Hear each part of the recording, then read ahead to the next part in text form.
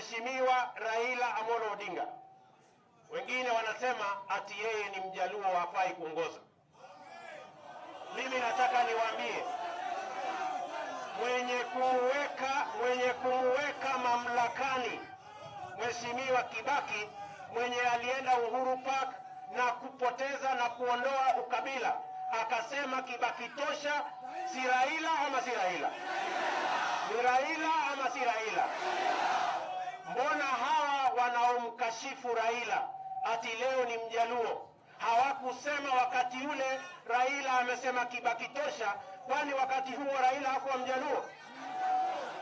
Sisi tunasema Bwana Raila Odinga anafaa kuwa rais wa Kenya kwa sababu yeye ni Mkenya na anafaa kuongoza. The commission graciously allowed us last night, with agents from all parties, to peruse files from all the 210 constituencies, and 48 constituencies did not have any documentation. The results that were announced here were just figures, computer printouts. It didn't have Form 16A, it didn't have Form 16, and therefore the figures that were announced here were just numbers assigned to candidates. And those are figures of the following constituencies. The following constituencies. That is Igembe North, Igembe South, Kandara, Ndia, Mwea, Kitutu Masaba, Madhira, Kieni, South Mugirango, Nyaribari Masaba, Bonchari, West Mugirango, North Mugirango, Webuye, Kishugu, Pomula, Kimilili, Voi, Rongai, Starehe, Kinango, Laikipia West, Subukia, Naivasha, Madhioya, Kidunguri, Kiambaa, Katundu South, Juja, Manyata, Olkalao, Kuria, Kitutu Chache, Bomachoge, Kinangop, Makadara, South Imenti, Wajir West, Makueni, Galole, Mandera East, Ijara, Lagdera, Jujis, Saraka, Runyenjes, Turkana South, and Nakuru Town. The files of these constituencies just contained a computer printout with no document at all. And on the basis of that, for example, in Juja, and let's be candid.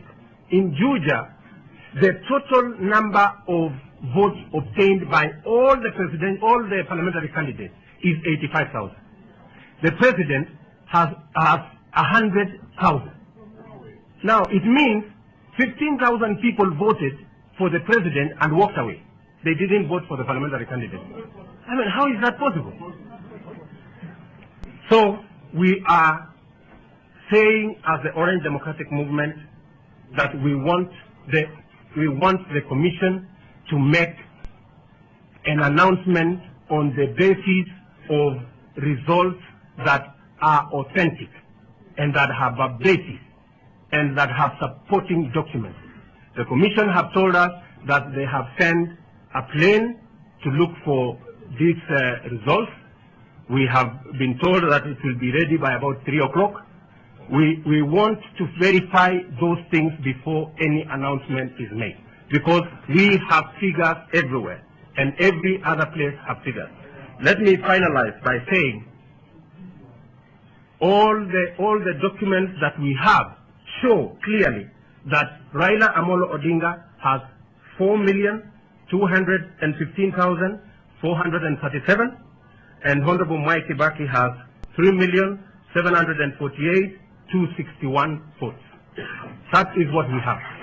And if the commission is going to announce other results, they must tell us on the basis of what. And we have pointed to them very clearly. And we thank God that they allowed us last night to peruse the file, because on perusing of the file, it was absolutely clear that announcements were being made here which did not have any basis, because there were no documents to support whatever announcements that were being made. If a figure is going to be assigned to somebody 50,000, you can as well assign him 500,000. Because, I mean, if you are assigning figures without any supporting documents, then you can assign a figure you like. That is what we are saying.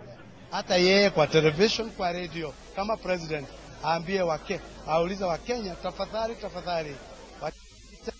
tu ili tujenge nchi yetu ya Kenya. Hiyo ni kazi ya rais, hiyo si kazi ya although sisi tumefanya kazi yetu, tumeuliza watu sipigane yote kwa wananchi wale. Asante. Mko na ushahidi wowote kuonyesha kwamba matokeo haya ya udanganyifu na sasa kwa kweli matokeo hapo awali ambao kwenye mashinani yametangazwa, mfano ni NIPI ni 66,000 ya Mwai Kibaki, sasa wamepandisha 78, sasa wamepandisha tu 94,000. Tunaona uongo wa hali ya juu. Kwa nini hizi hesabu zinabadilika kila baada ya saa wakitoka juu wakiterepeta? Sisi tunaomba mwenyekiti mwenyewe aje hapa mbele yetu, mbele ya dunia, itangaze, na kwa sababu jukumu la amani la nchi hii itakuwa juu ya mwenyekiti na juu ya rais ya nchi hii. Maeneo mengi tumeona kule Kiambaa matokeo ya rais inakuwa ni 60,000 na yale matokeo yote kwa jumla ya mbunge inakuwa ni 30,000. Unashangaza ile 30,000 ziada imetoka wapi? Na hapa Nairobi kama ujuavyo, Nairobi pia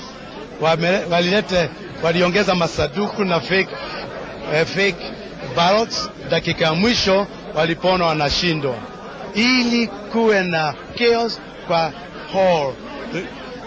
Hiyo ni njia ingine wanatumia ya kuiba kura. Kama ujuavyo, hata huko Gong hawajamaliza, Kajiado North wanaendelea pia huko. Kuna shida kwa sababu hata hawajatuonyesha results, wanaeta masanduku ingine, na hii kazi yote inatengenezwa na watu wa ECK na serikali ya President Kibaki. Kivuito hajui sana, yule anajua ni nini inaendelea, anaitwa Commissioner Mutu Kihara na Commissioner Kigano.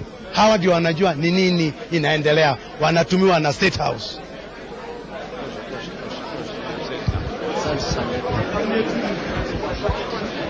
Do you want me results do you want us to read the results which are not there,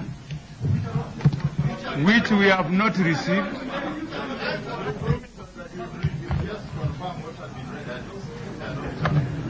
Pardon?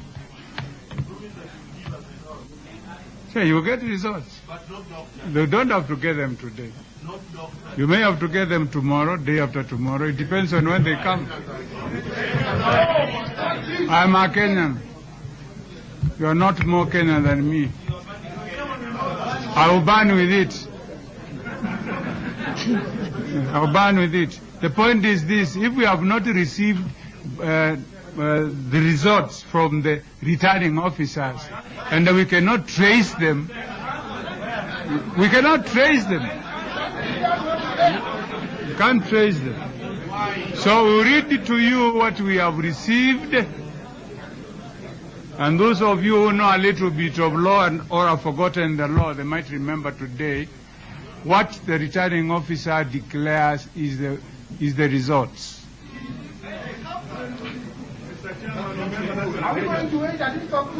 If it is not law, the courts are not very far. The courts are not very far. They are not very far courts. Let us respect each other. There is nobody who doesn't love this country more than the other. There may be people who don't love the country, but very few of them. Most of us love our country. Yes. And there are those who, of course, they think they love it more than, but we'll see when they die whether they will get a bigger hall than my hall. We will all get the same piece of land, and that's all we own in this world. Now,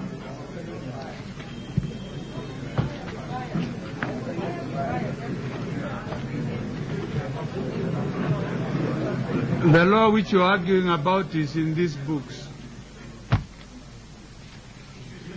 And, yes, oh, yeah.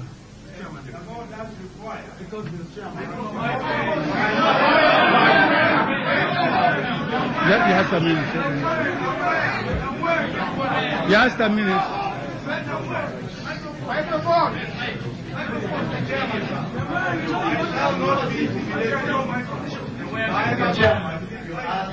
What was the problem?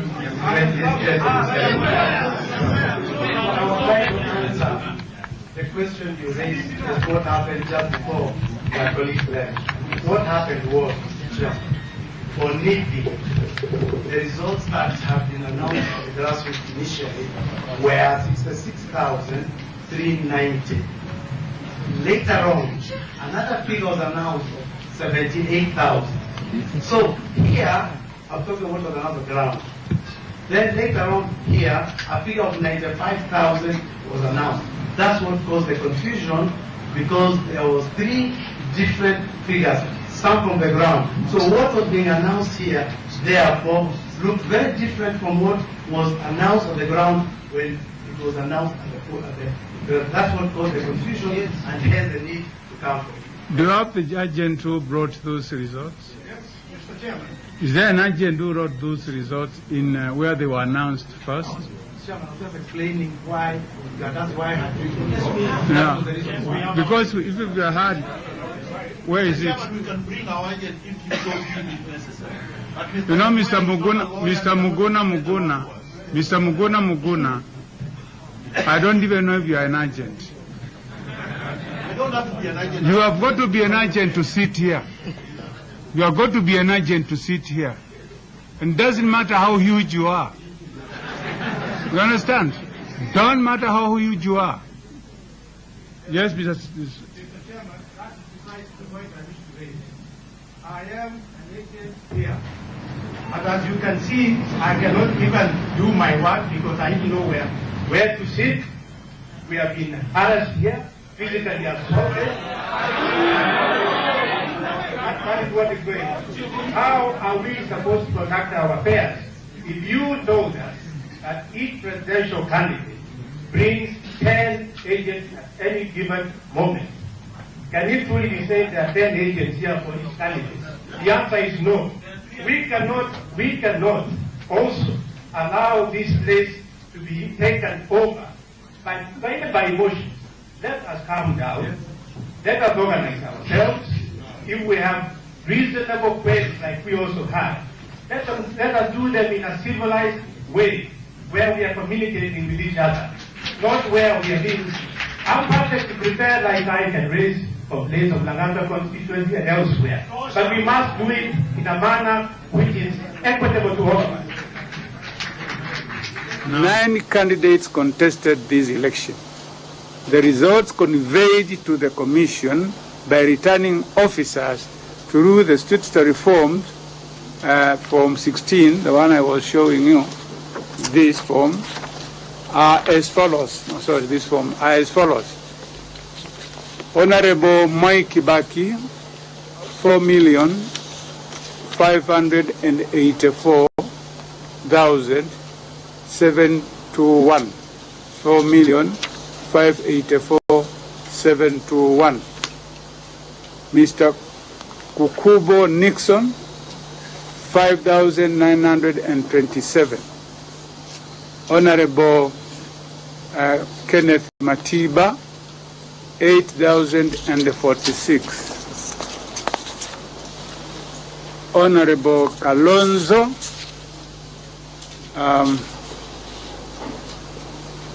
879, 903. Bishop Pius Mwangi, 9,667. Joseph Ngacha, 21,171. David Ngede, 5,976. Honorable Raila Odinga, 4,352,993. 4,352,993. Rajput Nazlin, 8,624. This means Honorable Moi Kibaki is the winner. The Commission therefore declares Honorable Moi Kibaki as the President of Kenya. Your Excellency the President, Your Excellency the First Lady, Your Excellency, the Lord Justice, Your Excellencies, the High Commissioners, the Attorney General, the Chairman of the Electoral Commission. I see we have a lot of newly elected members of Parliament. Congratulate you.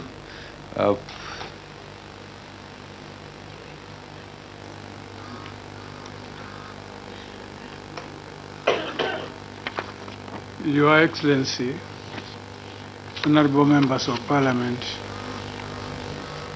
distinguished guests, ladies and gentlemen, the law says that the Electoral Commission must identify the person who is to be sworn as a president because a fake one might come.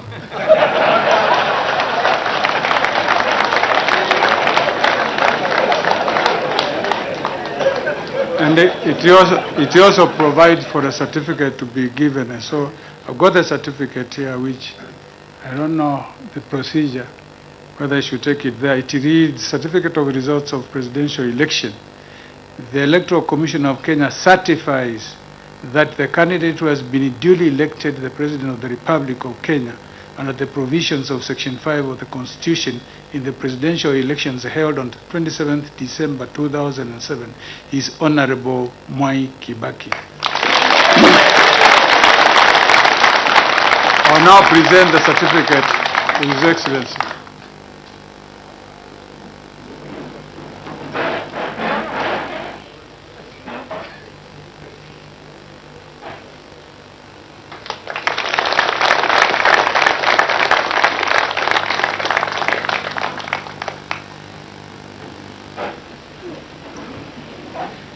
I now call on the Lord Chief Justice to come and conduct the swearing-in ceremony.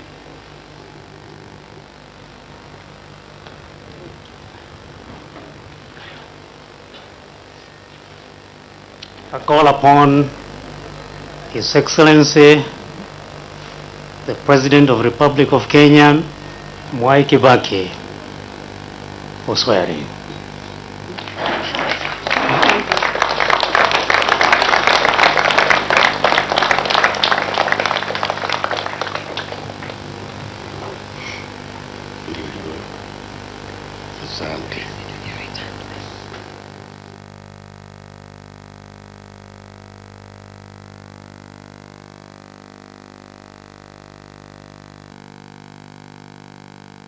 I started campaigning for presidential candidates in 1992 when I was campaigning for Raila Odinga and as a Kikuyu, and Matiba was the opposite candidate. Anytime I went to that side of the country, they would block roads. They would be told there is somebody who is a Kikuyu not campaigning for Matiba, but campaigning for Odinga. But when I get to where the roads are blocked, they see me, they say, oh, it's SK. Okay, we'll remove there. So they remove them and I go on. In 2022, there was no big deal because Raila had joined Kibaki to compete in the presidential election with Uhuru, and it was a Nisia election for Kibaki. Then it came to 2007 when Raila Odinga and the current President Ruto were presidential candidates against Kibaki. And again, Kibaki is a Kikuyu, and I happen to have been campaigning with for Raila everywhere in the country. That always gave a huge, and all that I'm going to mention, Betty, why she's a senator, is because she was charged by Mrs. Macharia to be in all those road shows and campaign, always to make sure that I'm well fed.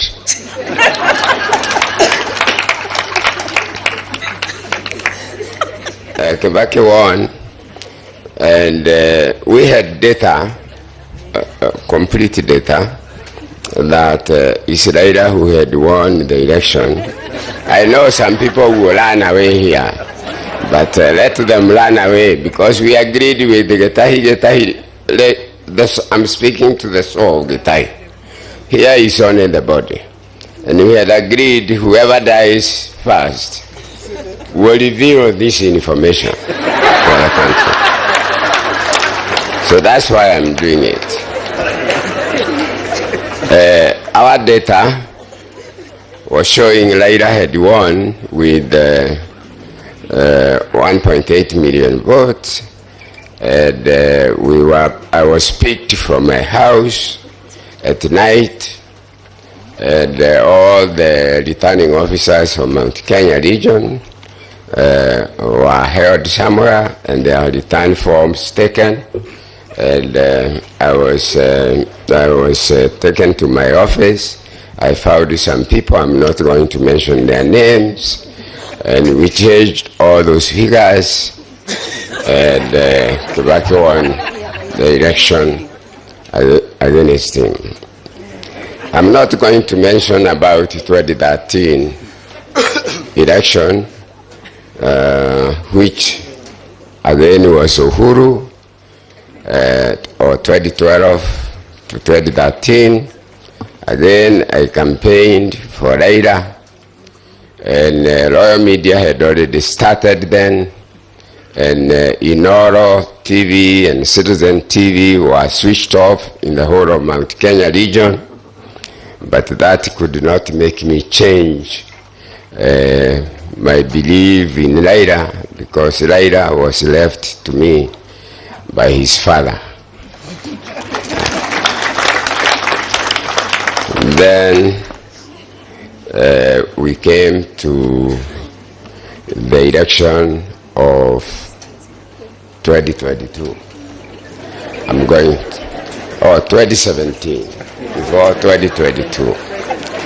In the election of 2017, it was Raila against Uhuru and Ruto at that time, the current president.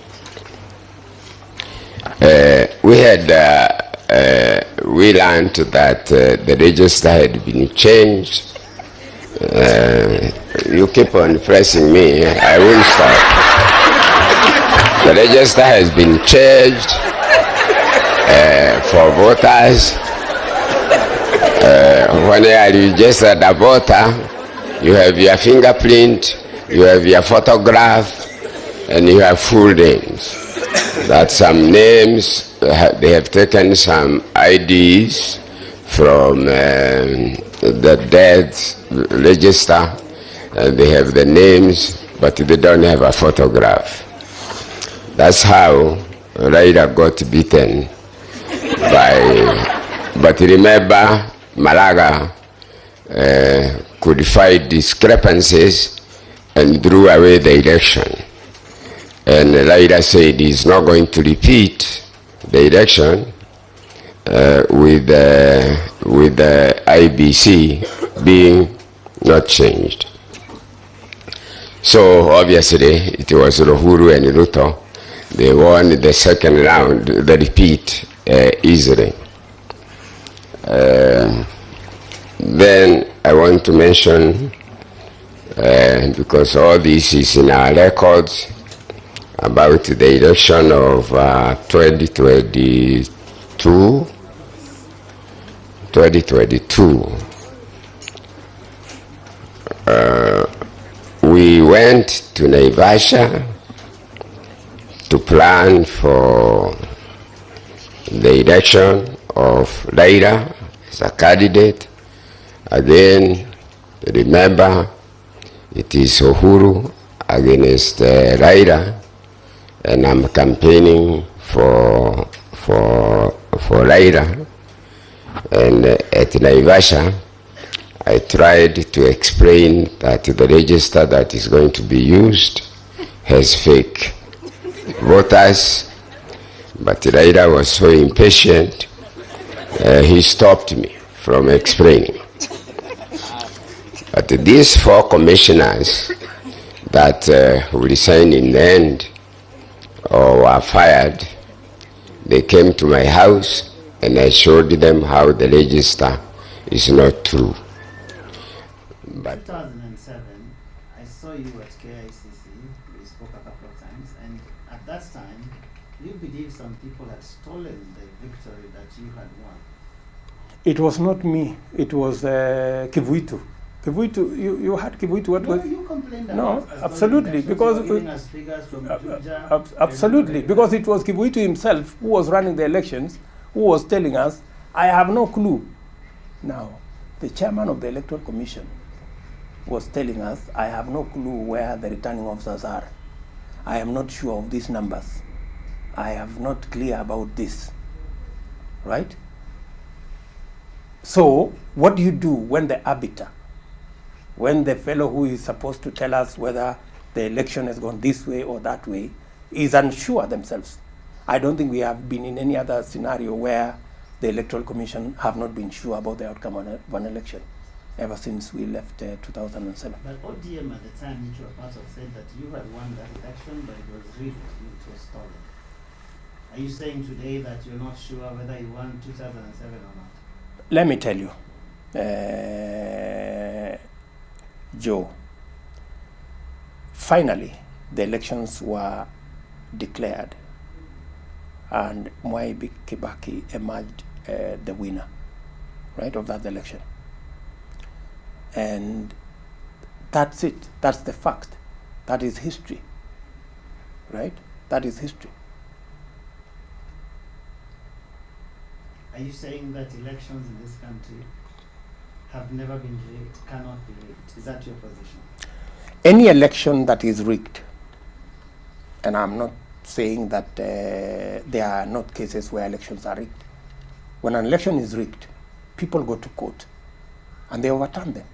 And the courts look at the numbers, they look at the figures, and the elections are overturned, right? So I'm not saying there is the best way to know whether an election was rigged or not rigged is to subject it to due process that comes up with an outcome that confirms whether the election was fair or not fair, whether it was rigged or it was fair. So, but from where I sit, it is not easy to rig an election and get away with it. It's not easy.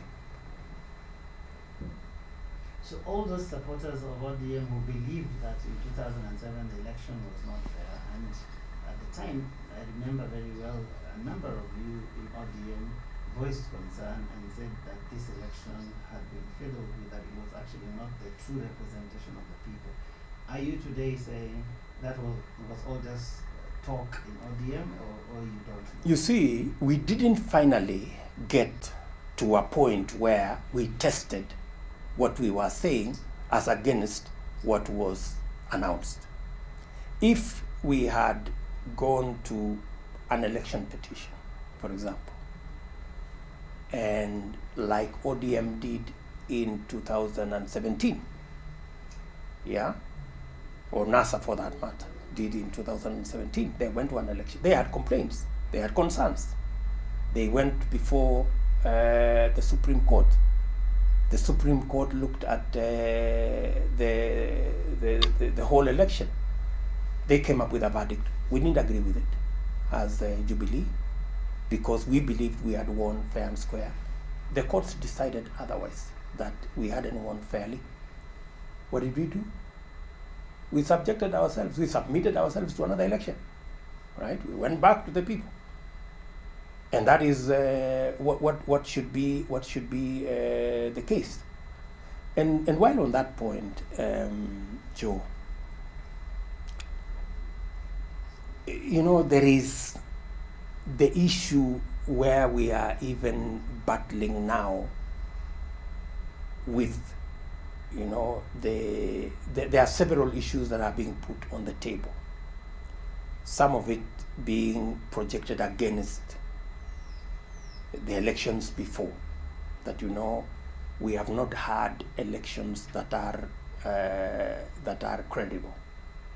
And that is why we need to change the constitution. That's the complicated challenges arising from the prevailing geopolitical environment, including the impacts of war in Middle East and Eastern Europe, and the growing threats to cybersecurity at a time when humanity is increasingly reliant on technology and connectivity, which have intensified the dynamism and complexity of the operating environment of our institutions and require a flexible approach to technology and security.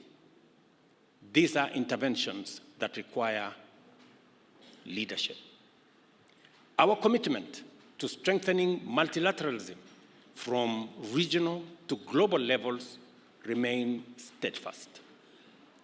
Kenya has already stepped up to enhance its contribution to Africa's development by championing institutional reform at the African Union.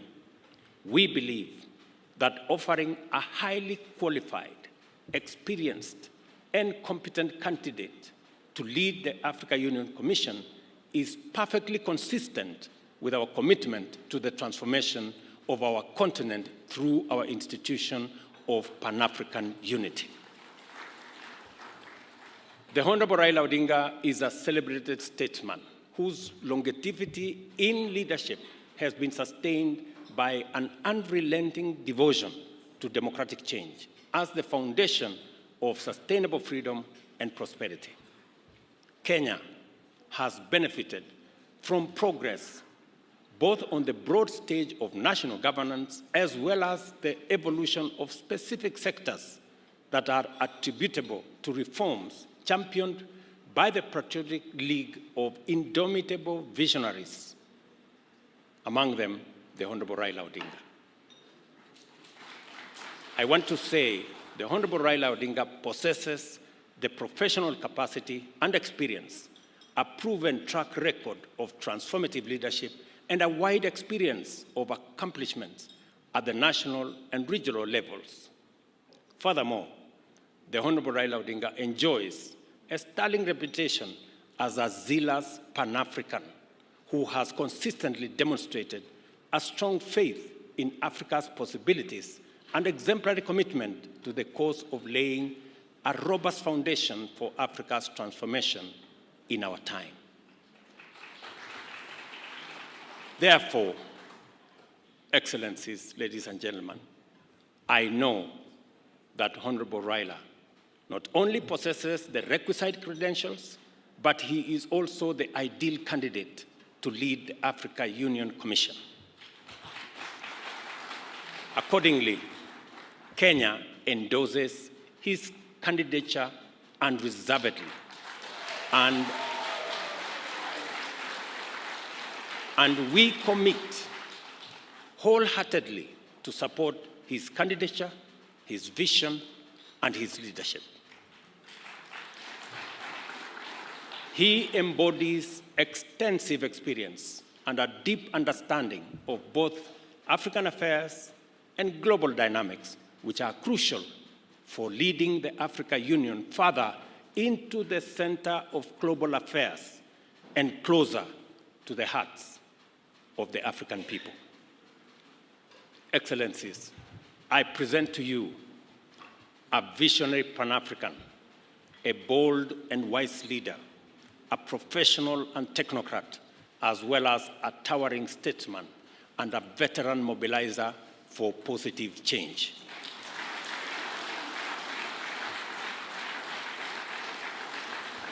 I am confident that he will give his utmost and do all it takes to make Africa proud and Africa powerful.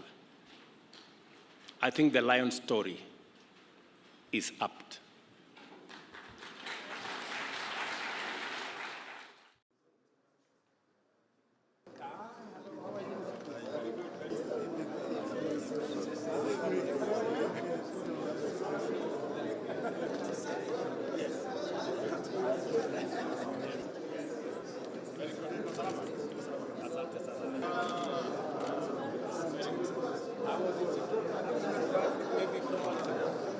It is now my singular honor to invite the Right Honorable Prime Minister, His Excellency Raila Amolo Odinga, Baba wa kila mtu, to stage.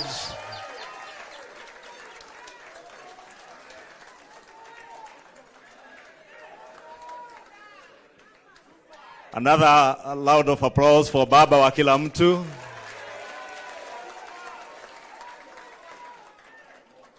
Now finally to invite His Excellency the President of the Republic of Kenya and the party leader of UDA to the stage.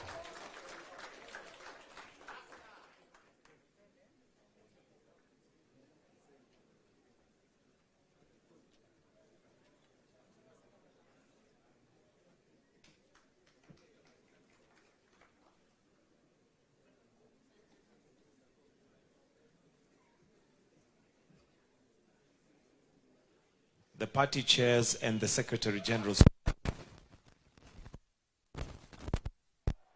Hayawi, hayawi. Hayawi, hayawi. Hayawi, hayawi.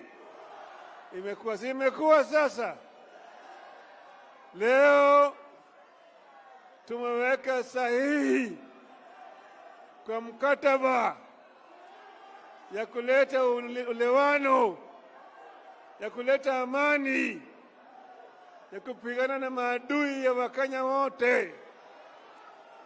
Ugonjwa, ujinga, umaskini na utawala mbaya, kidhuluma na kimabavu. Sawa sawa, mara hii tutatembea pamoja. Tumesema tunataka kuunganisha Wakenya wote wawe kama kitu kimoja. ODM! ODM! Waje Bwana Ruto asalimu nyinyi. Aya. Nairobi hoye! Nairobi hoye! Nairobi, assalamu alaikum. Bwana asifiwe. Hebu nione kwa mkono watu wa Nairobi, nione watu wa Nairobi. Vile baba amesema, hayawi hayawi. Leo ni ile siku. Leo ni ile siku ya kumalizana na ukabila, kumalizana na chuki, kuondoa ubaguzi na kuunganisha Wakenya wote. Mimi nataka niwaulize wangwana wa Nairobi. Leo mimi na baba tumeweka sahihi maelewano ya kuunganisha taifa la Kenya iwe taifa moja. Tulete jamii zote za Kenya pamoja. Dini zote za Kenya pamoja. Sehemu zote za Kenya pamoja. Na wauliza watu wa Nairobi, munasema tuungane ama tutengane? Tuungane ama tutengane? Wale wanasema tuungane, jameni, nione kwa mkono. Mimi nataka niwaeleze, nimshukuru ndugu yangu mkubwa Raila Amolo Odinga kwa kunishika mkono na kuunganisha Kenya mzima, anisaidie kuweka Kenya pamoja, ndio tuweze kwa pamoja tukabiliane na changamoto za taifa letu la Kenya. Asanteni sana, tunawapenda sana, tunawatakia baraka ya Mungu. Thank you very much. Fellow citizens, It is with deep sorrow that I inform the nation of the passing on of the Right Honorable Raila Amolo Odinga, our former Prime Minister, Kenya's foremost statesman, and one of Africa's greatest sons. Kenya, Africa and the world mourn the passing on of a giant of democracy, a fearless freedom fighter, and a tireless warrior of good governance. Raila Amolo Odinga's name will forever be etched in the story of our republic, a story of struggle, sacrifice, courage, rule of law, hope, and of our pursuit for excellence. For decades, Raila dedicated his life to the pursuit of justice, equity, and freedom. He endured detention and persecution so that this nation might know and enjoy democracy. He championed reforms that gave birth to the rights and freedoms we hold dear today. His voice spoke for the oppressed. His conviction inspired generations, and his vision shaped the course of our history. Raila Amolo Odinga is truly a once-in-a-generation leader, a man whose ideals transcended politics and whose legacy will shape the destiny of Kenya for generations to come. A giant who towered for decades over our democratic landscape. He was a colossus of Kenya's modern politics, an indomitable warrior in our struggle for freedom and prosperity, and a statesman of boundless selflessness. In his passing, we have lost a patriot of uncommon courage, a Pan-Africanist, a unifier who sought peace and unity above power and self-gain, an unceasing servant of the people who gave his all to the promise of a better Kenya. On behalf of a grateful nation, I extend my deepest condolences to Mama Ida, his children, Rosemary, Raila Jr., and Winnie, the entire Odinga family, led by my brother Oburu Oginga, to the leadership and members of Orange Democratic Movement, and to all Kenyans who share in this immense and immeasurable loss. In honor of the Right Honorable Raila Amolo Odinga's extraordinary contribution to our nation, I have declared a 7-day period of national mourning, during which the national flag shall fly at half-mast across the Republic of Kenya and in all our missions abroad. As a mark of respect, I have postponed all my public engagements for the coming days, and I ask all other public servants and leaders to do the same so that we can join the nation in this period of mourning and deep reflection. Our former Prime Minister, Raila Amolo Odinga, shall be accorded a state funeral with all attendant honors. In consultation with the family, a committee to be co-chaired by the Deputy President, Professor Kithure Kindiki, and the Siaya Senator, Oburu Odinga, has been set up to coordinate the funeral arrangements. At the same time, the Government of India, at the request of the Government of Kenya, has offered to facilitate the repatriation of the remains of our former Prime Minister.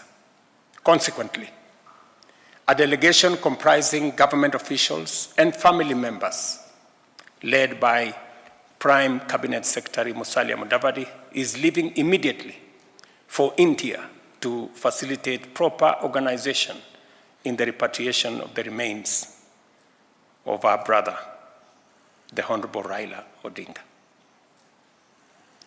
Other members of the delegation are cabinet secretaries Kipchumba Murkomen, Hassan Joho, and other ministers, National Assembly Majority Leader Kimani Ichung'wah, Minority Leader Junet Mohammed, and other members of the Odinga family, Jaoko Oburu Odinga, Kevin Obio Oginga, and others. And Mama Ida herself, the family has finally decided that she will join those who will be going to recover the remains of the Honorable Raila Odinga. Fellow patriots, we have lost a beacon of courage, a tower of principle, and a father of our democracy. Let us come together as he always urged us to do, not as rivals, but as brothers and sisters bound by a shared destiny. As we mourn, I call on all Kenyans to reflect on his towering legacy and the lessons impacted by Right Honorable Raila Odinga's life, work, ideas, and example. In a political career spanning decades, Raila Amolo Odinga offered a compelling model of principled politics. And at a critical moment in our nation's journey, he always put Kenya first before individual or personal interest. May his soul rest in eternal peace. May God comfort his family. May God bless Kenya.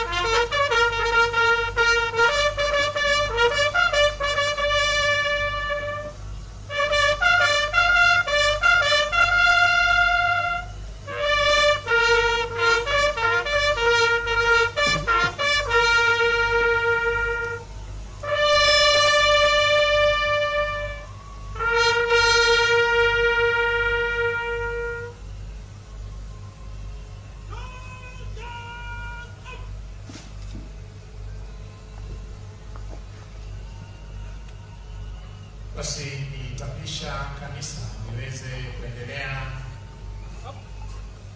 shughuli zao za